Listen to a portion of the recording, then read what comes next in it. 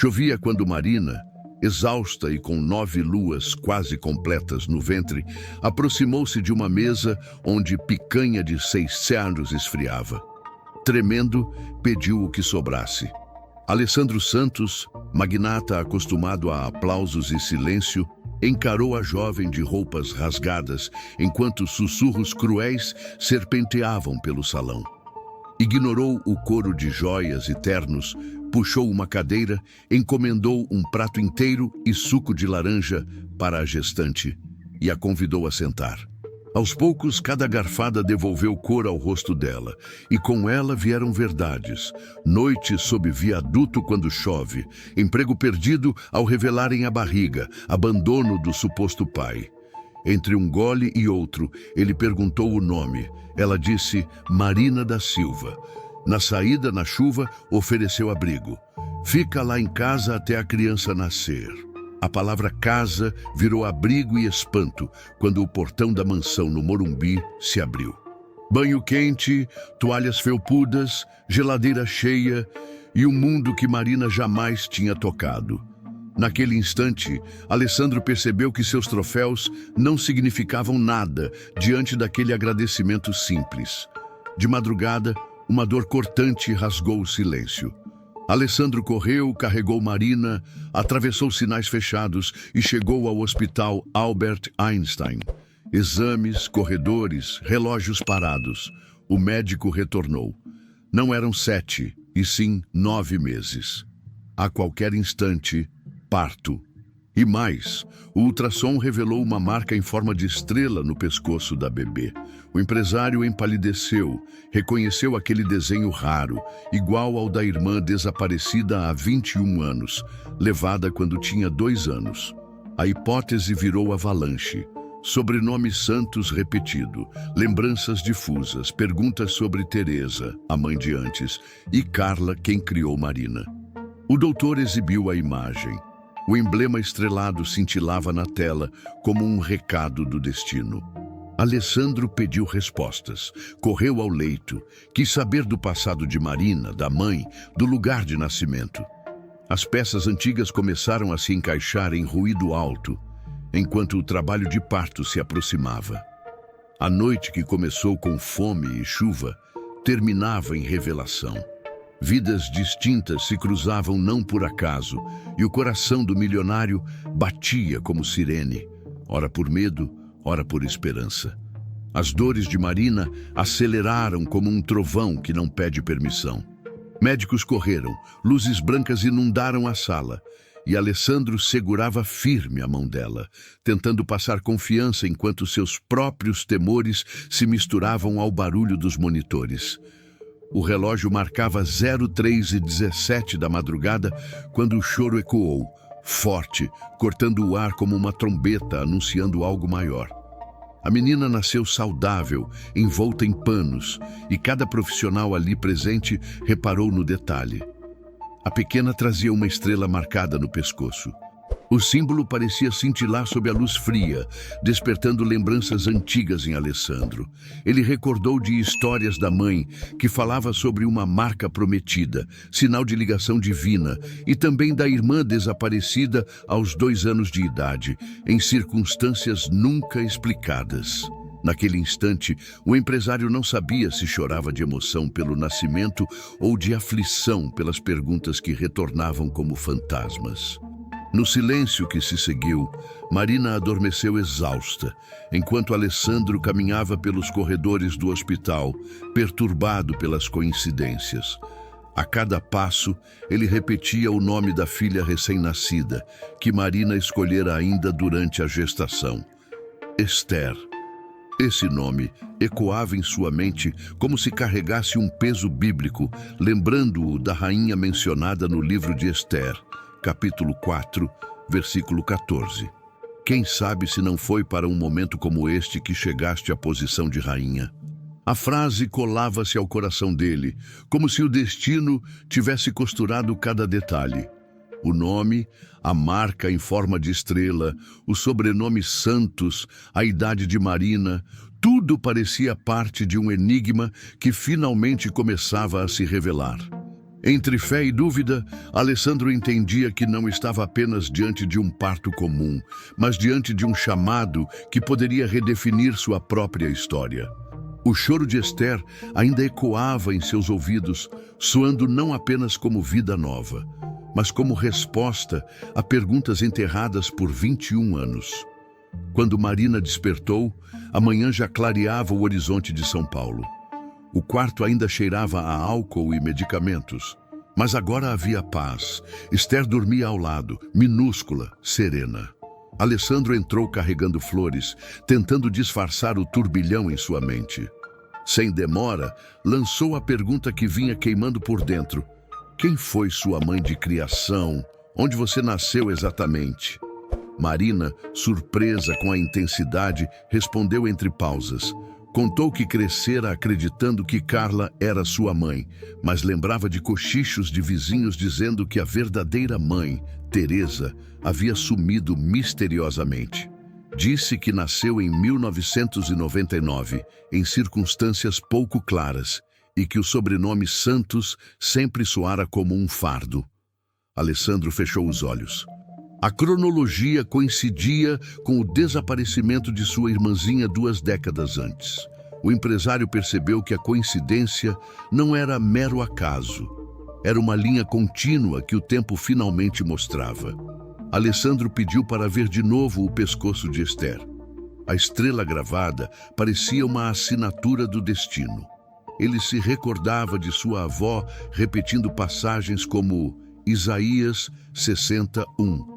Levanta-te, resplandece, porque vem a tua luz e a glória do Senhor vai nascendo sobre ti.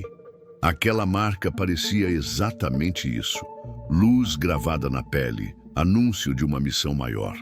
Marina, ainda frágil, perguntou o motivo da inquietação dele. Então Alessandro revelou parte do segredo. Falou da irmã raptada em 2001, do desaparecimento que devastou sua família e de como o mesmo desenho estrelado havia marcado o pescoço da criança perdida. Marina levou a mão ao peito, chocada. Pela primeira vez, entendia que sua história de abandono talvez fosse apenas o reflexo de um crime antigo. O silêncio entre eles se tornou pesado, mas também carregado de um presságio. O nascimento de Esther poderia ser o elo que religaria 2 trajetórias separadas por dor e mentira. Na noite seguinte, já em casa, o silêncio da mansão parecia amplificar cada pensamento. Alessandro sentou-se diante da lareira apagada, revendo mentalmente cada detalhe. A lembrança da irmã sequestrada em 2001, quando tinha apenas 2 anos, não lhe dava descanso.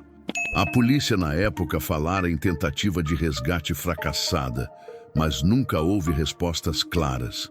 Agora, ao ouvir Marina repetir fragmentos da infância, vizinhos cochichando sobre uma mulher chamada Teresa, lembranças confusas de um bairro periférico de São Paulo e a figura enigmática de Carla como mãe substituta, ele percebia que as peças não eram aleatórias. A dor que carregara por 2 décadas poderia estar diante de uma chave. E se Marina for a própria irmã perdida? Murmurou, assustado até com a possibilidade de colocar em palavras algo tão improvável.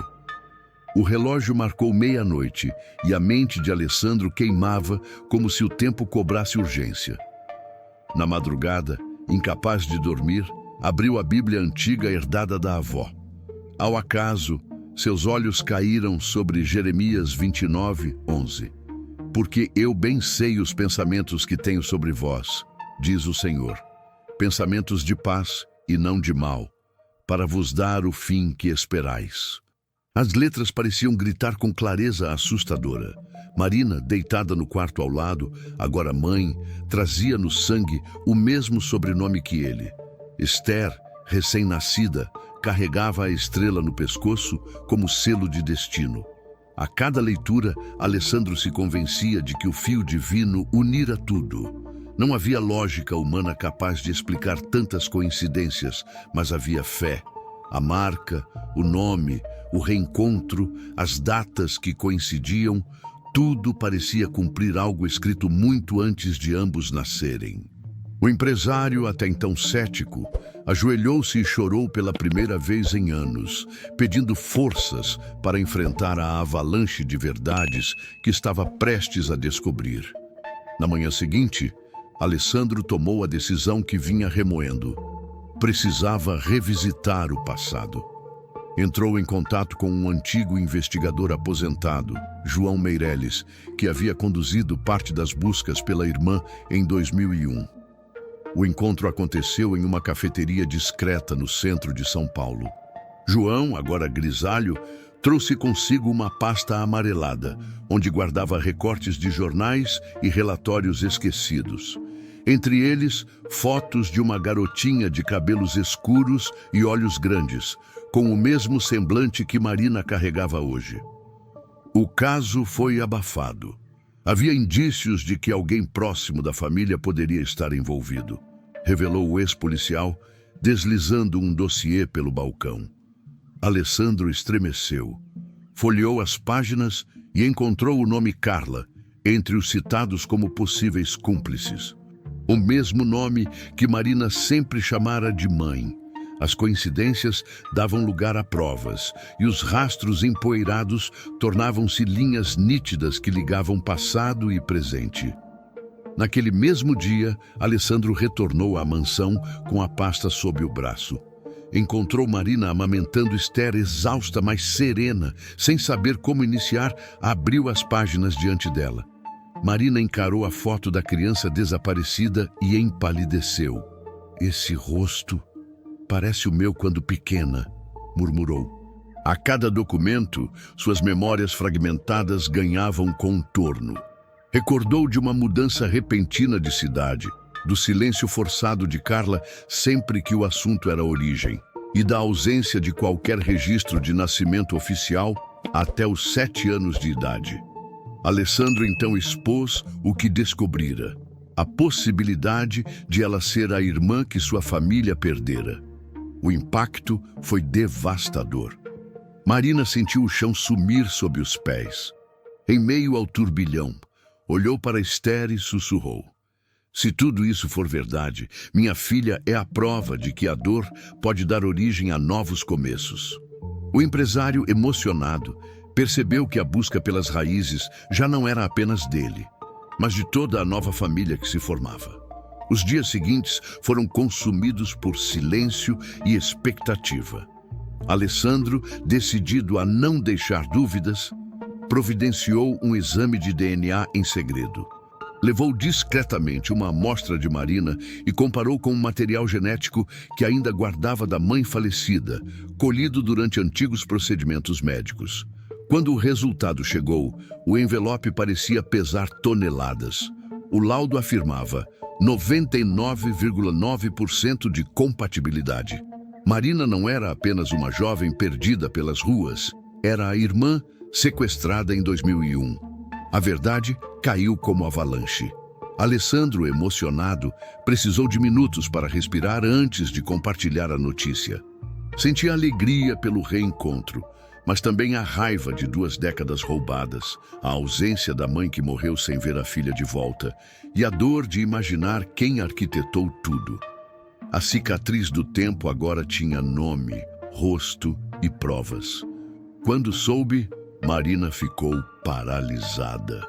Olhou para Alessandro, tentando compreender como um estranho que a acolhera debaixo da chuva podia ser, na verdade, seu irmão de sangue. A memória de Carla, a mulher que a criara, tornou-se uma mistura de rancor e gratidão. Rancor pela mentira, gratidão por não tê-la deixado perecer nas ruas. Perguntava-se, quem sou eu de verdade? Marina da Silva ou Marina Santos? Ao mesmo tempo, o choro suave de Esther a trazia de volta ao presente. A jovem mãe entendeu que sua identidade não se limitava ao passado roubado, mas também ao futuro que construía agora. Nesse turbilhão, Alessandro abriu a Bíblia e leu Salmos 126, 5. Os que com lágrimas semeiam, com júbilo cegarão. As palavras ressoaram no coração dos dois como promessa de que a dor que os separara seria também o fio que os uniria. Entre verdades e feridas nascia um vínculo que o tempo jamais poderia desfazer. Agora que a verdade estava confirmada, Alessandro decidiu investigar mais fundo o papel de Carla em toda a história. Contratou discretamente João Meireles novamente, pedindo que revisitasse contatos antigos e relatórios arquivados. Em poucas semanas, surgiram indícios. Carla havia trabalhado como babá em casas de famílias ricas, incluindo conhecidos da própria família Santos. Testemunhas relataram que, logo após o sequestro de 2001, ela desapareceu sem deixar rastros, mudando de endereço e de identidade em diferentes bairros da capital.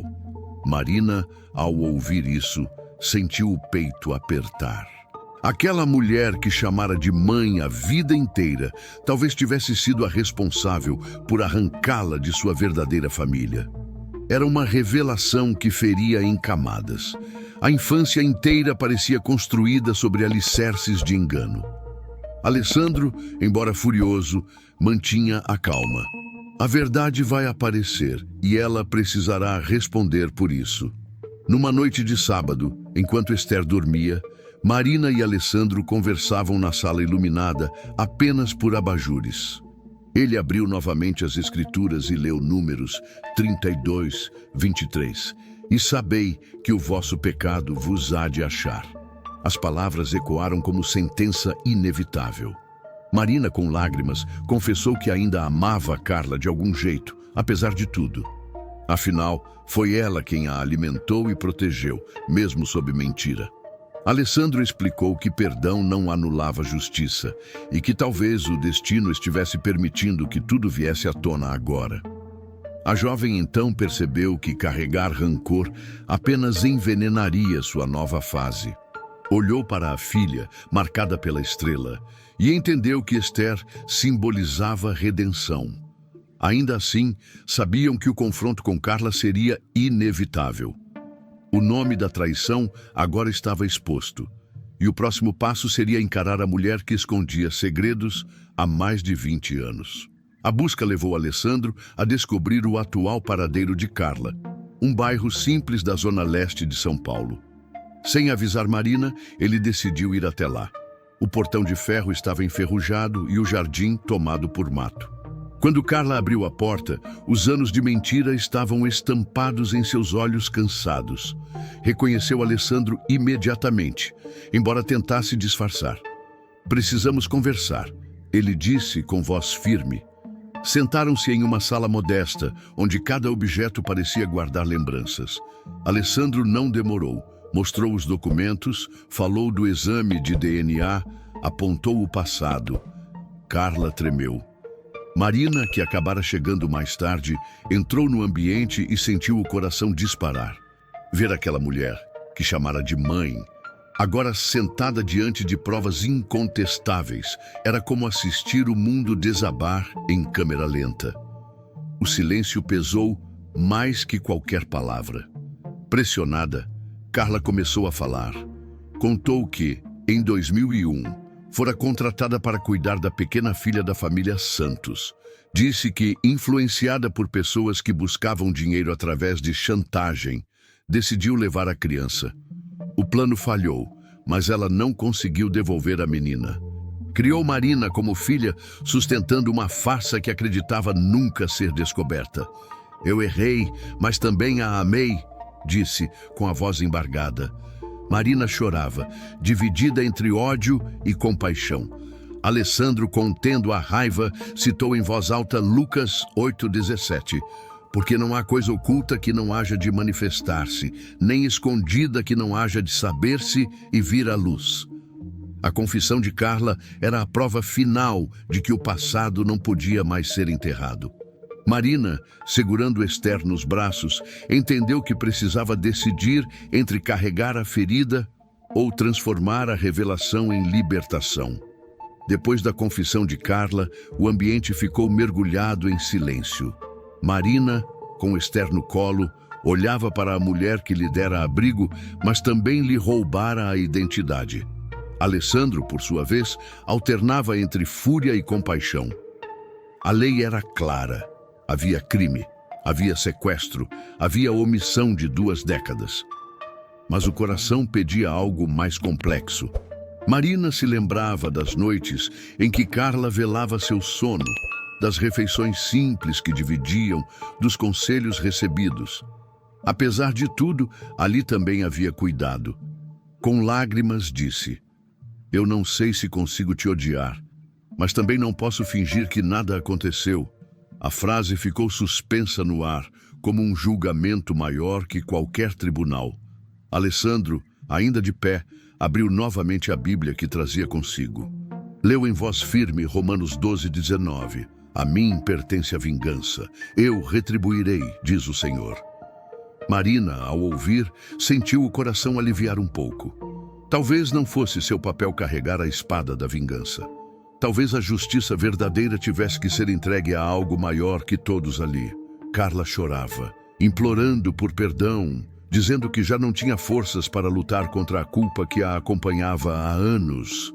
Marina, segurando Esther, aproximou-se e disse apenas: "Eu escolho não repetir o ciclo de dor, mas o que você fez não pode ser esquecido." Alessandro então concluiu que a decisão sobre denunciar ou não deveria ser tomada em oração e reflexão. O perdão pessoal podia acontecer, mas a justiça civil ainda precisava ser avaliada. Entre perdão e justiça, eles entendiam que o caminho adiante seria cheio de escolhas difíceis. Na semana seguinte, Alessandro reuniu Marina em seu escritório. As pastas com provas, confissões e registros estavam sobre a mesa. "Temos 2 opções", disse ele, olhando firme para a irmã: levar Carla à justiça ou permitir que a idade avançada e a culpa sejam sua própria sentença. Marina respirou fundo. O coração ainda balançava entre amor e ressentimento. Após horas de conversa, decidiram formalizar a denúncia, não por vingança, mas para que o passado não permanecesse em silêncio. Alessandro afirmou: "Se calarmos, outras famílias podem sofrer o mesmo."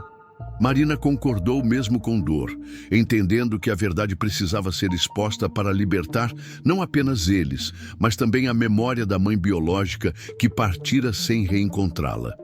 Enquanto os trâmites legais eram iniciados, Marina dedicava-se a Esther, que crescia forte e saudável.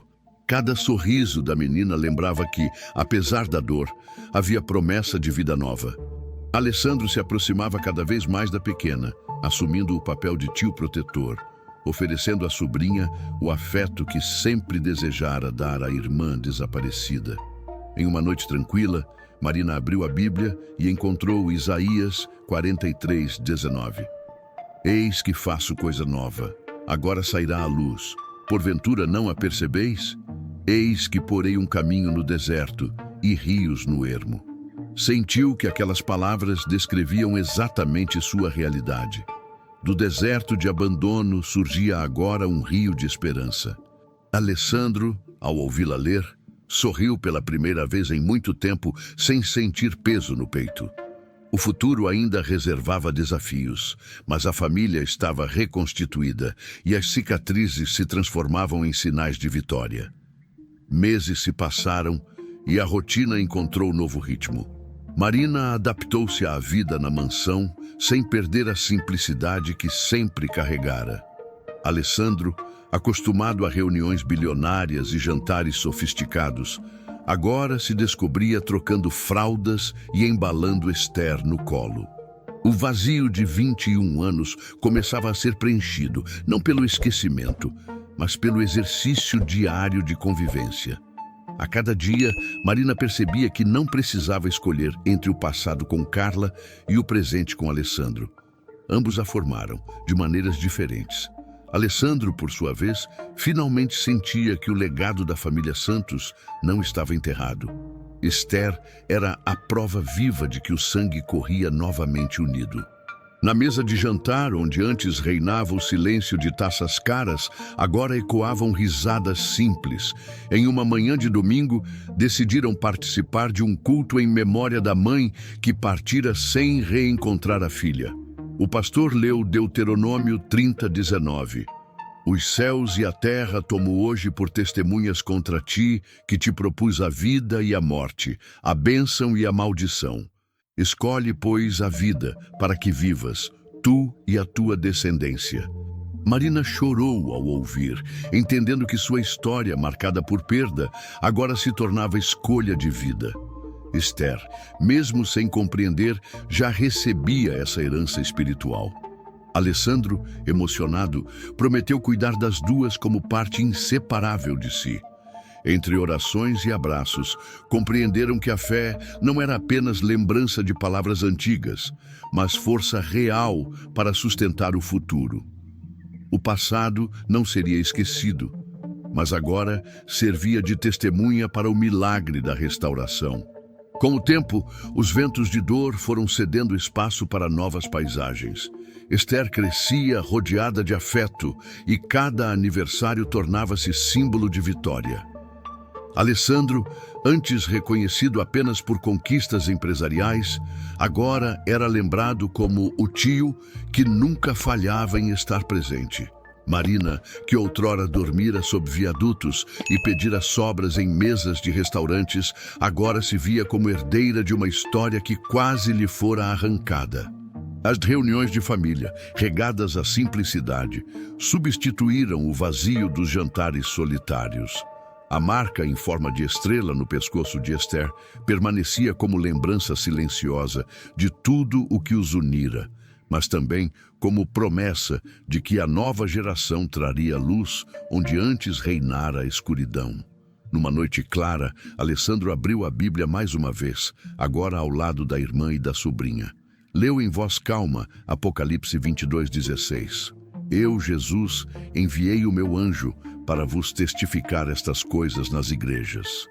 Eu sou a raiz e a geração de Davi, a resplandecente estrela da manhã. Marina, emocionada, apertou a filha contra o peito. Entendeu que a estrela não era apenas marca física, mas sinal de que suas vidas estavam inseridas em algo maior. As dores do passado não desapareceriam, mas haviam se transformado em testemunho. Alessandro sorriu, percebendo que sua missão já não era acumular riquezas, mas proteger e honrar esse legado. A partir dali, juraram viver não como vítimas de uma tragédia antiga, mas como portadores de uma promessa renovada. A estrela que unira suas histórias agora iluminava o caminho para todos os dias que ainda viriam. Gostou dessa história? Então já deixa o seu like, se inscreve no canal e ativa o sininho para não perder nenhuma próxima. E me conta aqui nos comentários, de qual cidade você está assistindo? Quero saber até onde essa história chegou.